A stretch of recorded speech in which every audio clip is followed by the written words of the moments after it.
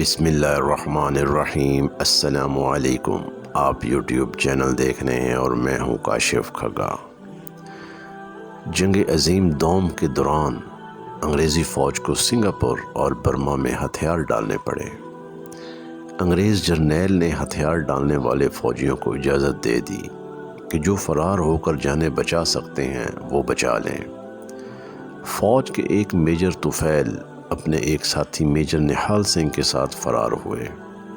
Major طفیل بیان کرتے ہیں کہ ہم دونوں اندھیری رات میں گھوڑوں پر سوار ہو کر نکلے اور برما کے محاذ سے سرپٹ بھاگے۔ ہم نے اندازے سے ہندوستانی صوبے آسام کا رخ کیا۔ گھنے جنگلوں میں ہم کنکریوں سے راستہ کاٹتے چھانٹتے چلے جا رہے تھے۔ ایک دن سامنے کھلی جگہ پر قبرستان دکھائی دیا۔ 25-30 قبریں ہوں گی۔ ایک قبر سے مردے کی تقریباً آدھی نعش باہر نکلی ہوئی تھی۔ کچھ گلی سڑی ہوئی اور کچھ بچی ہوئی دکھائی دی۔ اس پر ایک چھوٹا سا کچھوے نما برابر بچھو بیٹھا اسے بار بار ڈنک مار رہا تھا اور نعش سے خوفناک چیخیں نکل رہی تھیں، جیسے وہ بچھو کسی جیتے جاگتے انسان کو کاٹتا تو اس کے منہ سے چیخیں نکلتی جو زندہ انسانوں اور جانوروں کو دہلانے بلکہ بے ہوش کرنے کے لیے کافی تھی۔ میجر نہال سنگھ نے میرے منع کرنے کے باوجود بچھو پر گولی چلا دی۔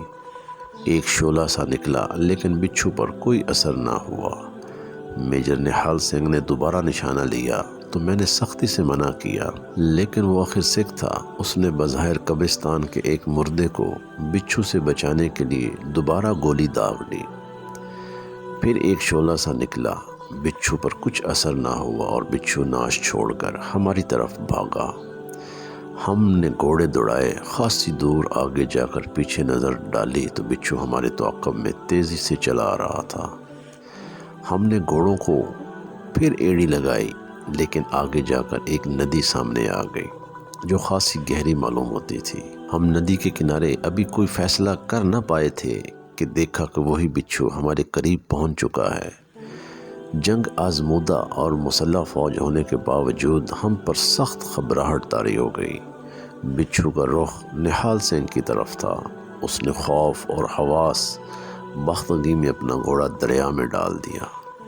اس کے تعاقب میں بچھو بھی ندی میں اتر گیا۔ اللہ جانے بچھو نے اسے کہاں کاٹا کہ نہال سنگھ نے ہولناک چیخ کے ساتھ مجھے پکارا، طفیل میں جل رہا ہوں، مجھے بچاؤ۔ میں نے سہارے کے لیے بایاں ہاتھ نہال سنگھ کی طرف بڑھایا، جسے اس نے مضبوطی سے پکڑ لیا، لیکن مجھے ایسا محسوس ہوا کہ وہاں ندی کا عام پانی نہیں بلکہ آگ کا زہریلا اور لاوا بہہ رہا ہے، جو نہ صرف میرے ہاتھ کو جلا ڈالے گا بلکہ میرے باقی جسم کو بھی ابال کر رکھ دے گا۔ میں نے اوسان بحال رکھے اور جلدی سے فوجی ککری نکالی اور اپنا بایاں بازو کاٹ کر پھینک دیا۔ میجر نہال سنگھ مجھے آوازیں دیتے دیتے اور درد سے چیختے کراتے گھوڑے سمیت کھولتے پانی کی دیگ میں ڈوب چکا تھا اور سطح آب پر بڑے بڑے آتشیں بلبلے اٹھ رہے تھے۔ کنارے کے قریب درجہ حرارت نارمل معلوم ہوا تو وہ قہر خداوندی بچھو اپنا کام کر کے جا چکا تھا۔ مجھے کہیں دکھائی نہ دیا۔ اللہ کے لشکروں میں سے وہ اکیلا ایک غیبی لشکر کی مانند تھا۔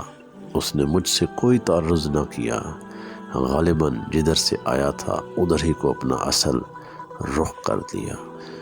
میرے بھائیوں اور دوستو، وہ قبر پر بچھو اس مردے کو ڈنک مار رہا تھا۔ ظاہری بات ہے کہ وہ کسی عذاب میں مبتلا تھا، نہ جانے وہ کس عذاب میں مبتلا تھا، لیکن وہ سکھ نہیں جانتا تھا۔